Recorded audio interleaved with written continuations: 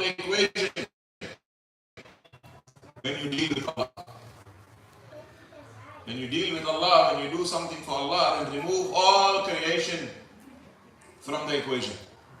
In other words, what will they think, or how will they reward you, or will it please them, all that, remove creation from the equation when you are doing something for Allah.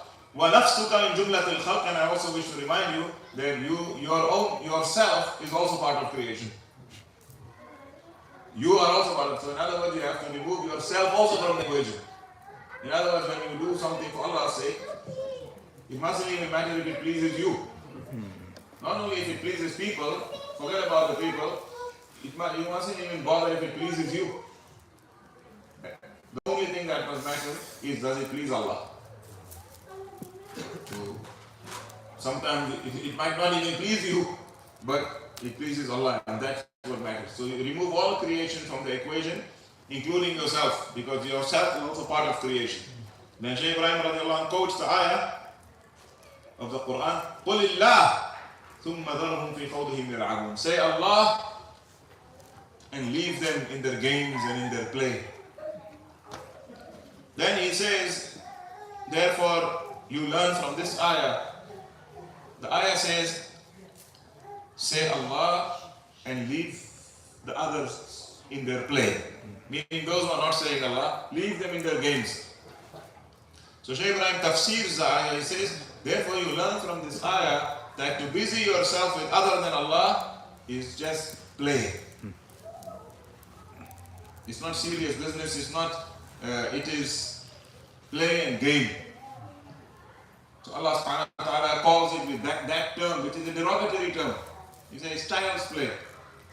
The Shaykh Ibrahim says, to busy yourself with other than Allah, Allah considers it child's play. It's a game and play, frivolousness. So leave it. Be involved with what is more serious, which is Allah subhanahu wa ta'ala. Then he says, وَلْيَكُنْ لَكَ الشَّيْخَانِ, and follow two shaykhs, and you must have two shaykhs. شَيْخُكَ بِالظَّاهِرِ اجْعَلُ الْكِتَابَ وَالسُّنَّةِ. Your shaykh in the zahir, in all your outward actions, اجْعَلُ الْكِتَابَ وَالسُّنَّةِ, make it the Quran and the Sunnah, the book and the Sunnah. In all your outward actions that you do, all that we do, the Quran and the Sunnah are our shaykh. Meaning the Sharia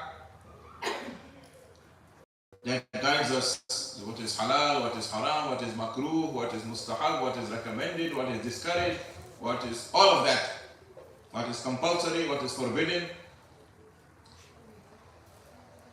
وَشَيْخُكَ فِي الْبَاطِنِ, he said two shaykhs, right?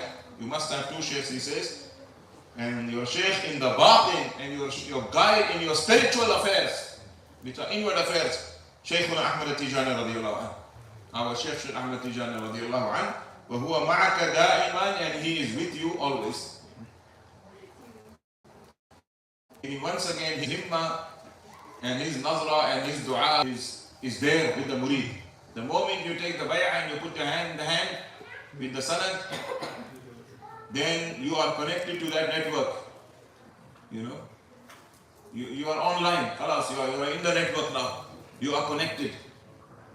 So the Shaykh is always present for that. And then he says, فَالْوَسَائِلُ وَسَائِلُ فَقَطْ, and the means are means only. Right? The means meaning your muqaddams, your shuyukh who guide you, they are means. وَالْمُرَادُ مَا قُلْتُ لَكَ, and the goal is what I have already explained to you already. That is the goal, which is Allah subhanahu wa ta'ala. So the goal is Allah. And the doors are the Quran and the Sunnah outwardly, and the Shaykh Tijani radiyallahu anhu in the batin. And then we have the means to them. But we must never forget the goal, because sometimes we get engrossed in the means and we forget about the goal. And then he says, وَقْتُمْ سِرَّكْ, and hide your secret. وَاتْفُنْ مَا أَوْلَاكَ اللَّهُ بِهِ مِنْ سِرِّ رُبُوبِيَّتِهِ حَتَّى يَظْهَرَكَ اللَّهُ, and bury what Allah has shown you from the secret of His divinity, of His rububiyyah. Basically the secret of Himself that He has shown you, hide that. He says, bury it. Allah reveals you. حتى يظهرك الله. فإنه من تصدر للمشيخة قبل بإذن الله ضيع دينه ودنياه. Whoever makes himself a sheikh before getting the permission from Allah, he will destroy his deen and destroy his dunya. Whoever makes himself a sheikh, puts himself forward as the sheikh without getting the permission from Allah, he will destroy his deen and dunya. وَافْطُرِحَ بَيْنَ أَبْنَاءِ جِنْسِهِ, and he will be exposed amongst his people. Then he says, وَإِنْ أَظْهَرَكَ اللَّهُ فَلَا مَانِعَ لِلْقَائِلِ. But if Allah subhanahu wa ta'ala manifests you, then nobody can deny his gift. وَلَكِنْ الظُّهُورَ قَبْلَ إِبَانِهِ يَقْطَعُ الظُّهُورَ. However, the love of manifesting yourself delays your manifesting, because it includes the desire of the nafs. The love of manifesting yourself delays your manifestation, because it includes the desire of the nafs. فَإِنْ أَخْفَاكَ اللَّهُ فَالْخَفَاءُ خَيْرٌ لَكَ. And if Allah is hiding you, if that's what Allah wants, then hiding is better for you. Meaning, if Allah is hiding your rank or your status or your state, it is not being apparent to people, then that is good for you. Because Allah will only do good for you. وَإِنْ أَظْهَرَكَ فَهُوَ خَيْرٌ لَكَ. And if Allah is revealing you also, meaning revealing your rank or status or state, then that is also good for you. فَلَا تُرِدْ إِلَّا مَا أَرَادَ اللَّهُ. So seek nothing except what Allah seeks, what Allah wants. فَمَنْ أَرَادَ الظُّهُورَ فَهُوَ عَبْدُ الظُّهُورِ. Whoever seeks fame is a slave of fame, and whoever seeks hiddenness is a slave of being hidden. But whoever seeks only what Allah wants of him, he is a slave of Allah. So don't seek fame and don't seek the opposite either. I want to be famous, I don't want to be famous. Both are about you, about your nafs, what I want. Remove the I want and say, I only want what Allah wants. Otherwise, Allah must choose for you. Allah wants you to be first. Alhamdulillah. If Allah doesn't want you, Alhamdulillah.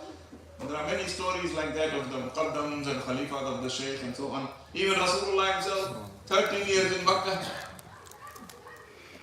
1% of the population recognized him. 99% did not recognize him. In the batin, Allah did not want that for him at that time. It was the hadra of batin, and most people in Makkah just looked at him like a normal man. Then he came to Medina, and the whole city recognized him as Rasulullah. So he was not seeking neither fame or anything or the opposite of it either way. He was only satisfied with Allah put for him. Then he says, فَالْعَارِفُ مَنْ تَرَكَ مُرَادَاتَهُ لِمُرَادِ الْحَقِّ. The arif, the knower, the true knower of Allah is the one who leaves his own desires for the desire of Allah. That is the arif. And then he continues the letter. He says, وَقُلْ لِلْهَادِي, and please inform Hadi, that is one of the murids. إِنِّي أَزَنْتِ لَهُ كَنْ يُلَقَّنَكَ سِرُّ الزِّيَارَةِ, that I have given him permission to teach you the Sirru Ziyarah, which is the third of the Asrar, meaning the Azkar, the secret Azkar. وَفِيهِ الْإِسْمُ الْخَاصُ بِمَقَامِ الشَّيْخِ, and it contains the secret tname of the Shaykh, the maqam of Shaykh Tijaniyyah radiallahu anhu. وَسَلِّمْ مِنِّي عَلَى الْخَلِيفَةِ Habibullah Sheikh, and please give my salams to the Khalifa, Habibullah Sheikh. وَإِنِّي أَطْلُبْ مِنْهُ الدُّعَاءَ الصَّالِحِ, and I tell him that I seek his good dua. So this is Shaykh Ibrahim writing to one of his muqaddams, that he says, and tell him that I seek his good dua. Wassalam, written by Ibrahim bin al-Hajj Abdullahi at-Tijani in the year of the Faidah, in Kosi, the day of the Wednesday. So alhamdulillah, as you can see, I don't have to add anything to this. It's self-evident, the words of the Shaykh radiallahu anhu. May we benefit from them and practice them and follow them and continue to be steadfast on this path. Ameen ya Rabbil Alameen. Wa sallallahu ala Sayyidina Muhammadin wa alihi wa sahbihi ajma'in. Walhamdulillahi Rabbil Alameen.